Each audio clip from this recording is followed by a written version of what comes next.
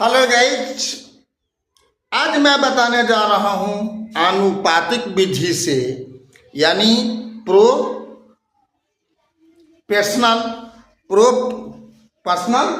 Method से द्विघात समीकरणों को द्विघात समीकरणों को नहीं, युगपत रैखिक समीकरण को हल करना। तो मान लो कोई दो रैखिक युगपत समीकरण 4x + 3y = 17 और 6x - 2y = 6 दिया हुआ है। तो जैसा कि अभी तक 3 प्रकार के मेथड जो मैं सबसे पहले बताया था, विलोपन या लुप्तीकरण या जोड़ घटाव विधि। दूसरा विधि मैंने बताया था प्रतिस्थापन विधि और तीसरा विधि बताया था तुलनात्मक विधि और ये चौथा विधि है आपको आनुपातिक विधि। इसमें भी दिए गए दोनों समीकरणों का हम क्या कर देते हैं, नामकरण। क्या कर देते हैं, नामकरण कुछ भी कर सकते हो। संख्या रोमन अंक में भी आप नामकरण कर सकते हो, आप अंग्रेजी पत्ती में भी कर सकते हो, भारतीय संख्या पत्ती में भी कर सकते हो, किसी लेटर के द्वारा भी कर सकते हो। तो मैंने यहाँ पर रोमन अंक में 1 2 कर दिया। तो जैसा कि सवाल है आनुपातिक विधि से हल करना, इसमें क्या होता है, समीकरण 1 को समीकरण 2 से भाग करना या 2 को 1 से भाग करना। ये कोई प्रतिबंध नहीं है कि 1 में 2 से करना है भाग, कि 2 में 1 से करना है, आपकी मर्जी है। तो मैं यहां पर क्या लिखूंगा, समीकरण 1 भागा समीकरण 2 से। तो समीकरण 1 भागा समीकरण 2 लिखने का मतलब हो गया कि बायां पक्ष में बायां पक्ष से हम भाग करेंगे और दाहिना पक्ष में दाहिना पक्ष से भाग करेंगे। तो मान लो यहां पर उसके आधार पर क्या हो जाएगा, 4x + 3y बटा में 6x - 2y। ये सॉल्यूशन में हम काम कर रहे हैं और बराबर में क्या लिखेंगे, 17 बटा में 6। ठीक है, इतना तक समझ गया। क्या करना है, पहला काम है समीकरण का नामकरण, उसके बाद तब समीकरण 1 में समीकरण 2 से भाग करना है या 2 में 1 से भाग करना है। मैंने यहां पर क्या किया, समीकरण 1 में समीकरण 2 से भाग किया, समीकरण 1 भागा समीकरण 2 से। क्या, 4x + 3y बटा में 6x - 2y = 17 बटा में 6। ठीक है, तो अब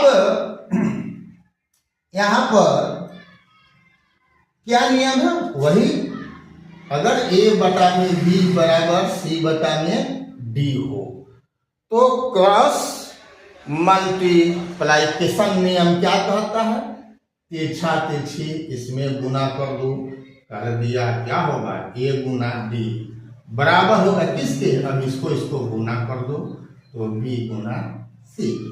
ठीक है, तो इसी नियम का पालन हम करके इसको सॉल्व करेंगे। ठीक है, तो अब क्या हो जाएगा, 6 से इसमें यानी 6 × 4x + 3y बराबर 17 × क्या, 6x - 2y। आप ये ना लिख करके डायरेक्ट 6 से दोनों में गुना करके भी लिख सकते हो। 17 से डायरेक्ट 6x माइनस 2y दोनों में गुना कर सकते हो। मैं ये इसलिए लिखा कि आपको समझ में आ जाए कि यहाँ पर क्रॉस मल्टीप्लाइकेशन का मतलब तिरछा तिरछी गुना होता है और आपस में बराबर होता है। अब इसको अब गुना कर दो तो क्या हो जाएगा, 6 चौका 24x प्लस 18y 85 17 छक दिलो 102x माइनस 17 दूनी 34y। ठीक है, अब क्या करो, अब अपन अपन जात को एक तरफ कर दो। तो हम इधर 18y प्लस 34y और 102x माइनस 24x कर देते हैं। यहाँ 34y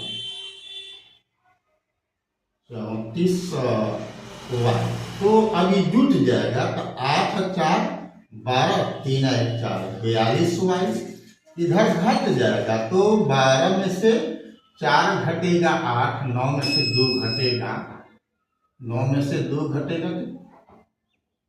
9 में से 2 घटेगा तो 7 100 हो जाएगा। ठीक है,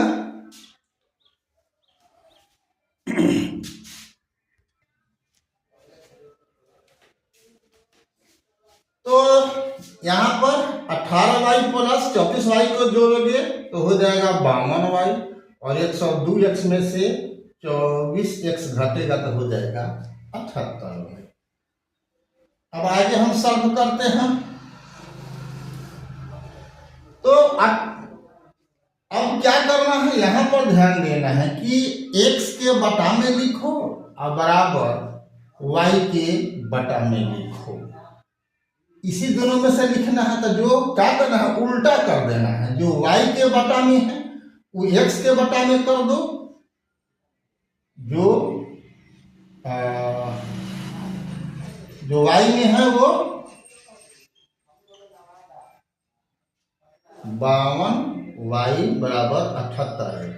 तो अब x के बटा में क्या हो जाएगा,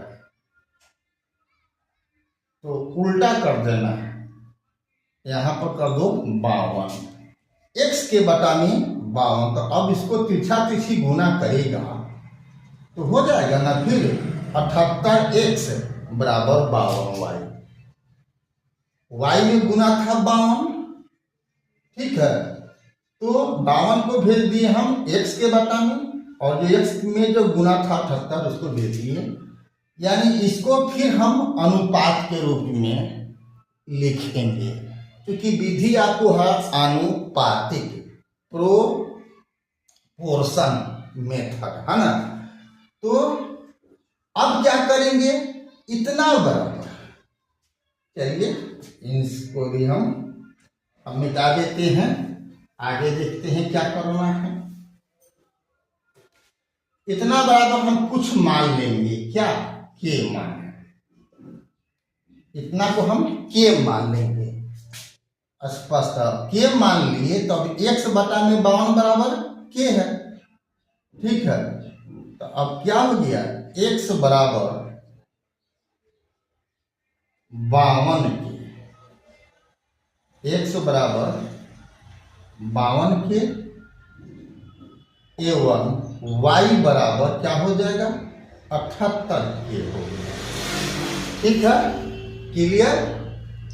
अब क्या करेंगे, तो इस सब x और y को समीकरण 1 हो या समीकरण 2 हो, दोनों में से किसी एक में मान को भरेंगे।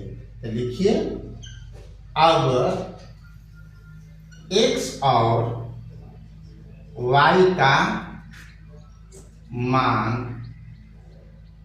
समीकरण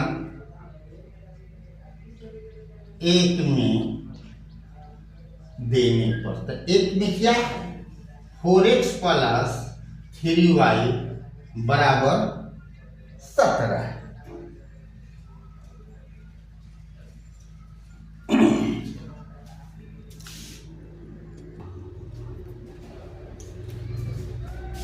तो 4x प्लस 3y बराबर 17 है। अब यहाँ पर x का हम यहाँ जो मान है उसको पुट करेंगे तो क्या हो जाएगा, 4 गुना 52k प्लस 3 गुना y का मान है 78k, 78 के बराबर हो गया 17। अब गुना कर देंगे तो 4 दूनी 8, 5 का 20, 208 के, और 8 का 24, 7 का 8 का 24, 7 का 21 और 2 23 के बराबर 17। अब इसको जोड़ देंगे तो हो जाएगा 442 के बराबर 17। स्पष्टता के बराबर क्या हो जाएगा, 17 बटा में 442, 17 से 442 कर जाएगा, क्या मतलब है 26 मतलब है, यानी 1 बटा में 26 आ गया के का मान।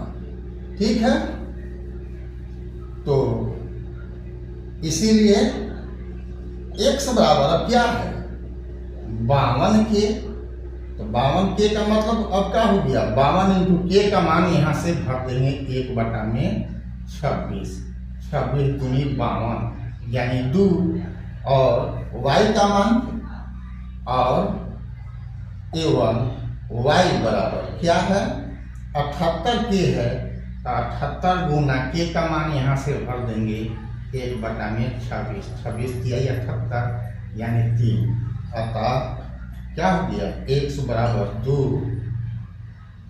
y बराबर 3, यही आपका राइट आंसर हो गया। ठीक है ना, समझ में आ गया होगा।